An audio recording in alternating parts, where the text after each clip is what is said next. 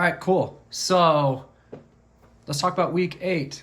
Let's rise a toast. Just kidding. This is empty coffee because I'm kind of exhausted. Not gonna lie.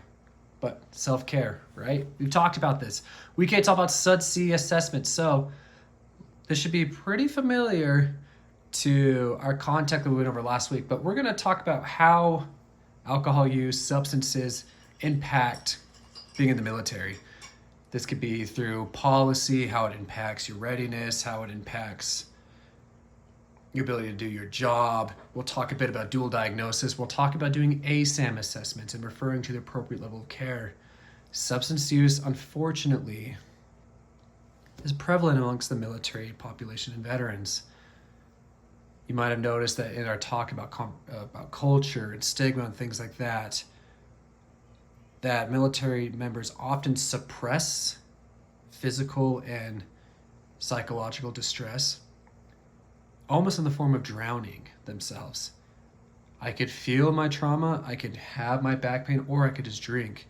At least at the minimum, I'm not feeling it for a moment. We'll explore the functionality of substance use and how service members will often do things that will make them feel better in the moment, but in the long run, lead to disorders. Alcohol is probably the most popular way of doing that. The ASAM criteria is a tool that we use as providers to refer to the appropriate level of care.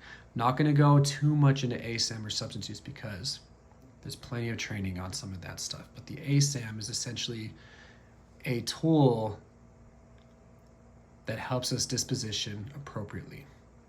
It's an assessment tool.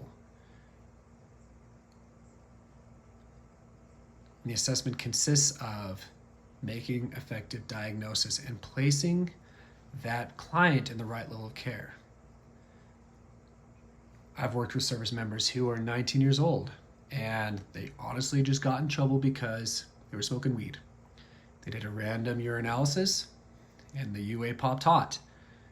They come to meet with me.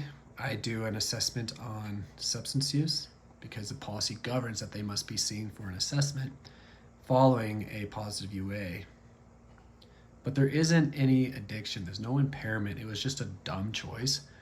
According to the ASAM criteria, they don't meet the level necessary to have routine outpatient treatment. Sometimes it's just, hey, go do this 2-day class. Don't smoke weed again. On the other end of the spectrum, we'll speak with folks who have significant withdrawal issues. They've been drinking for years straight. And to stop drinking would quite literally be life-threatening. And so the ASAM will go anywhere from psychoeducation all the way up to you're being hospitalized to detox. And the ASAM will help you identify all the levels from the beginning to the end and all the areas in between.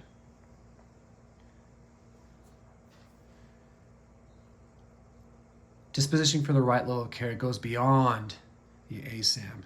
It's important to collaborate with our multidisciplinary teams, and this includes other healthcare professionals. This includes our doctors, our psychiatrists, includes physical therapists, includes friends, families.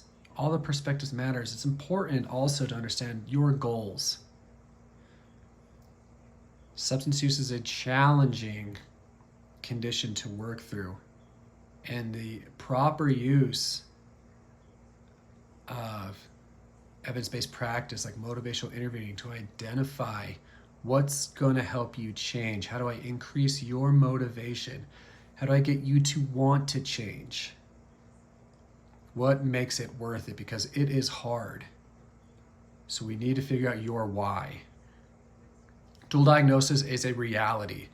Like I mentioned before, if I have a psychological manifestation, let's go with PTSD, and a handful of times a day, I get a dissociative episode where I'll flashback or my heart will pound or I'll yell because something triggered my war trauma.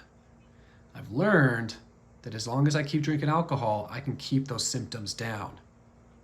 And that worked for 2 or 3 months. But now in the long run, I need to drink more. I'm getting DUIs and I'm suppressing my trauma. And now I have both. I have both an alcohol use disorder and post-traumatic stress disorder, understanding how they play with each other, how they influence each other, how to treat them both, how to use your multidisciplinary team to hit these diagnoses from every angle.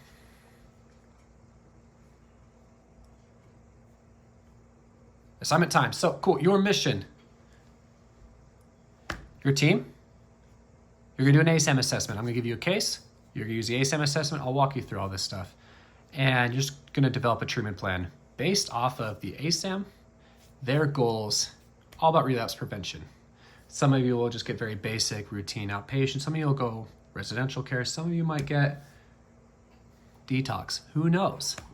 Let's make a plan. As always, you can share it as you see fit. PowerPoint, video, a billboard on the highway, completely your call. Looking forward to seeing your work.